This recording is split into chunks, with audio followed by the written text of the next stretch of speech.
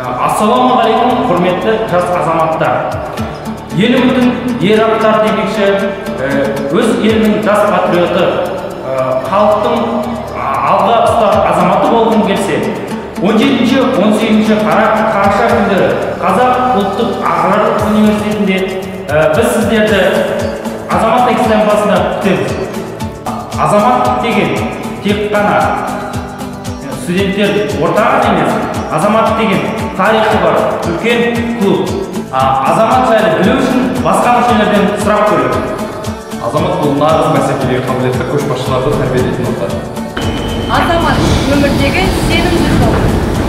Ұшқыр ой, ұтқыр ақыл. Отанын сүйетін нағыз патриоттар. Ол тұлғалармен кездесу. Интеллектуалды жастар ортасы. Азамат саналы жастар ортасы. Білікті білім. Азамат ол сұлуда сымбатты қыздар мен жігіттердің отасы. Болашақтың алғашқы басқалары. Азаматтық ортадағы азаматтық шынқырас. Нағыз достар қайталанбас достар. Азамат бұл махаббат станциясы. Бұл жерде сіз өзіңіздің шырағыңыз тауып бақытты боласыз. Сіздерді азамат